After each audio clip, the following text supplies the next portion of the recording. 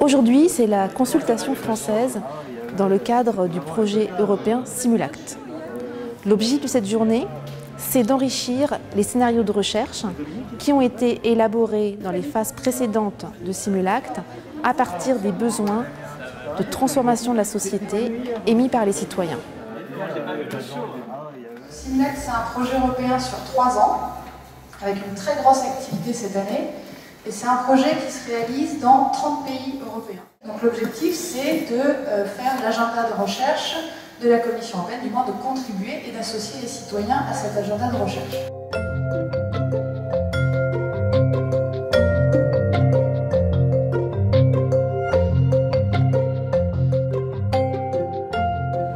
Il y a eu un premier temps où les gens sont un peu désarçonnés, où il faut travailler sur des scénarios de recherche.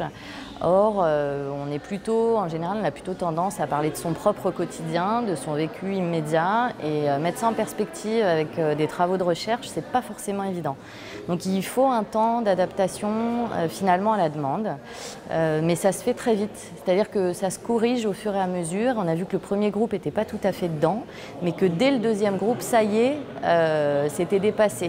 Et ça y est, on se mettait dans la posture de qu'est-ce qu'il nous faudrait comme type de recherche, qu'est-ce qu'il faudrait comme lien entre la recherche et la société, ça y est, on comprend à la fin de la journée qu'il y a un enjeu commun entre la recherche et la société et qu'il y a un lien, que la recherche travaille pour la société, mais aussi que la société est demandeuse de travaux de recherche et de connaissances supplémentaires.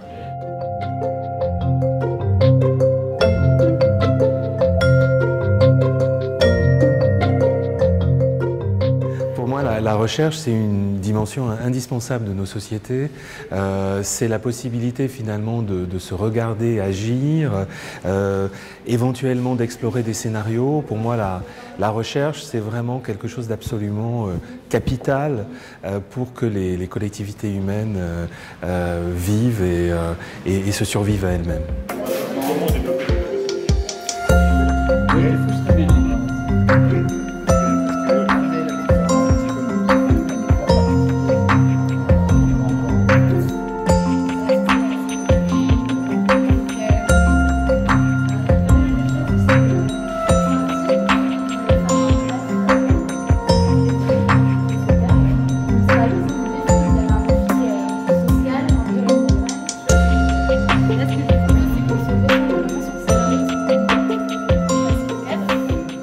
La recherche, c'est l'avenir. L'avenir des 30 pays de l'Union européenne, Norvège et Suisse compris, jusqu'à l'horizon 2050. Ça concerne beaucoup d'Européens et même au-delà de l'Europe, beaucoup de citoyens mondiaux.